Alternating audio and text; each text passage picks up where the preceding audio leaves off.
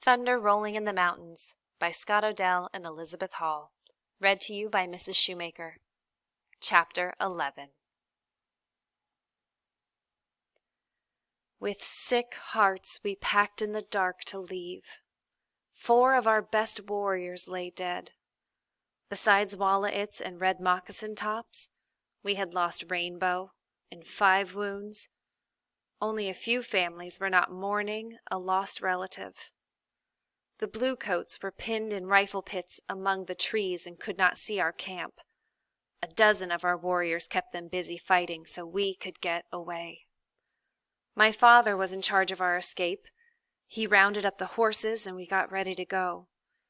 We pulled down the teepees that had not burned and used the poles to make travois for the badly wounded. With my baby sister on my back, I helped put Fairland, Ollicott's wife, on a travois. She was near death, but Ollicott was still fighting and could not be with her. Those whose wounds were not dangerous we tied onto ponies. I helped Whitefeather onto her horse. She made a face from pain as I boosted her onto the saddle. Early in the fighting, a bullet struck her in the shoulder. It knocked her to the ground and made her dizzy. She grabbed at something to pull herself up. It was the boot of a bluecoat. He smashed his rifle butt into her face. The blow split her lip and broke one of her front teeth. Her lip was swollen, and she was no longer pretty, but she would live.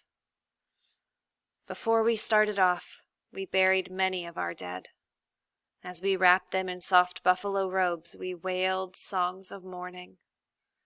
The sounds pierced the air as our loss pierced our hearts.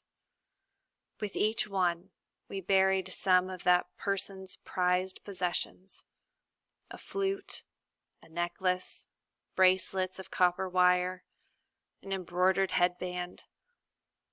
When I helped bury my beautiful mother, my tears fell hot on her wrappings. With knives, we dug shallow graves in the little ravines along the riverbank. There we placed our dead and pulled earth over them. Chief Joseph led the women, children, old men, and the rest of our warriors away from Big Hole. Whitebird, who was too old to fight, rode with us. The other chiefs stayed to fight. We left many buffalo robes and much food. Our things were scattered on the ground. We traveled toward the low, rolling hills, then swung south toward the mountains. As we moved away, the sounds of battle grew faint. In the gray dawn, a broad path stretched behind us where our ponies' feet trampled the grass. The travois poles made furrows in the ground. Our warriors would find it easy to follow. The morning mists cleared and the summer sun beat down upon us. Clouds of dust rose around the travois. We stopped often to shade the eyes of our wounded and to wet their parched lips. After a long half-sun, we halted at a little stream shaded by willows. The sun was still in the sky, but our wounded could travel no farther. That night, Fairland died. My father held her hand as she died, and he grieved with me. We grieved for my mother, too. As the spirit of Ollicott's wife entered the afterworld, we saw my mother die again. My father sighed deeply. "We never make war on women and children," he said. "But the bluecoats kill our women and children first. That is a shameful way to fight." The war no longer stirred me.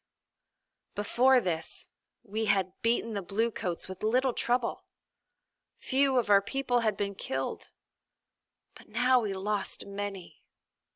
My heart was wrenched out of me.